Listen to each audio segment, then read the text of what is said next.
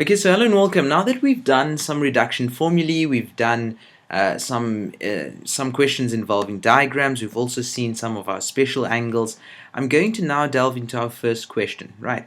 So if you already have all the tools in your summary sheet and things like this, you could have gone straight to this video as part of the revision exercise. But for most of us that want to do some learning from scratch, we needed the other.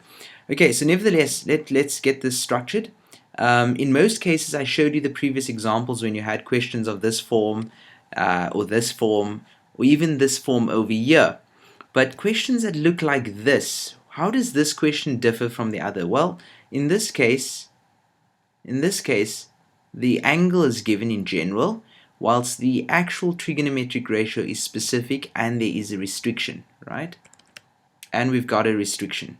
This over here is a restriction. So that tells us where this ratio is taking place. Well, when you have things like this, something to keep in mind is this butterfly, which I'll draw on this side, and I'll just get a red pen. That's the butterfly.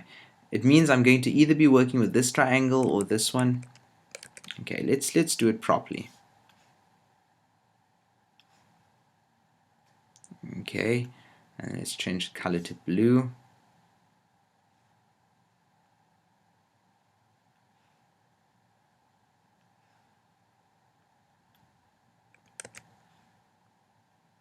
Okay, and that's what I'm going to be working with. I'll be working with one of the triangles, either this one over here or this triangle over here. In fact, let's just make a blue line over there. Then you can see what butterfly I'm talking about. I'm talking about these four triangles. Right, I'll be working with one of them. This one or this one or this one or this one, depending on the angles. Now you know for a fact that this here is 0 degrees, this over here is 90 degrees. That's where 90 degrees terminates. This is where 180 degrees terminates. This is where 270 degrees terminates, right? And then you get all the way back there, and this is, again, we arrive at 360 degrees. Now in this particular case, they tell us that this equation, right, this theta or this angle is between 0 and 270. That means theta extends to either here, or here. Now, I can see that if I solve for tan of theta, and I get tan theta is equal to 24 over negative 7. That over there means that my ratio is negative. It means that my ratio is negative. Now you need to ask yourself, where are these ratios negative? Well, if you go back to your cast diagram, and it looks like that, C-A-S-T. Well, I'm working with that quadrant, and this one over here. Then tan is negative in one of these three quadrants. It's not, what did I just do?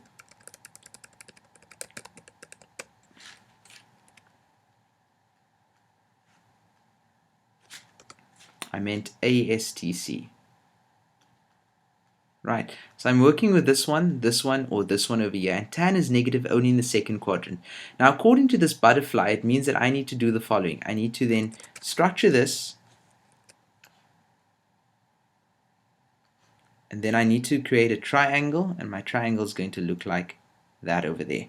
And then this angle will be theta, right? And it's going to be 24, which is going to be the opposite of theta, and the adjacent on this side. So the opposite is going to have a value of 24, while the adjacent will have the value of negative 7. And you can see that's talking about that point over there. That's saying that's 24, that's negative 7, the x value, right? Now what does this mean? That's a Pythagorean triple. That's going to be 25, and you could solve that via Pythagoras, or you can just know your Pythagorean triples, which is 7, 24, and 25. Now let me solve this. I need to actually, that's the two things I need for this question. First, I needed to solve tan of theta, right? There's theta in general, and then I needed to construct this triangle where I have lengths 7, 24, and 25. How does this differ from the previous questions? This differs from the previous questions given that okay, it's in the previous video, but given that the others Do not restrict theta, which means I only need to draw one triangle. I'm only working in the first quadrant. This one, I have negative values, positive values, because I'm working in the second, third, or fourth quadrant, right?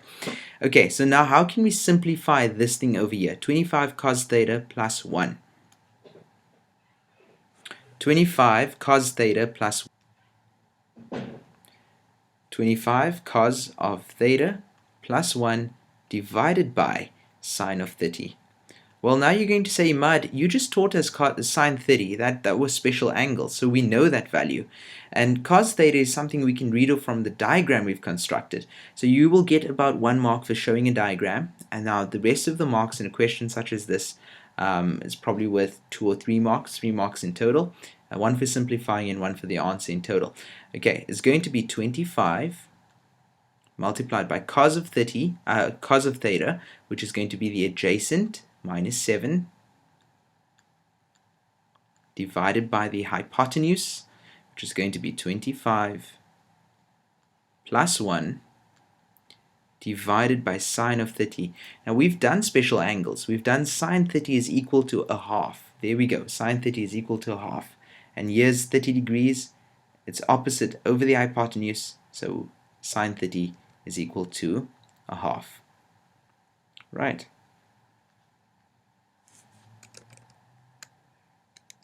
Just going to write that so that is a little bit better. Now this here, that simplifies into the following. Minus 7 plus 1 is going to be minus 6 divided by a half, and some fraction algebra or calculator there will give you that that is equal to minus 12, and that there is my solution. Okay, that's my solution. We'll just put a little bit of a green box around it. There we go.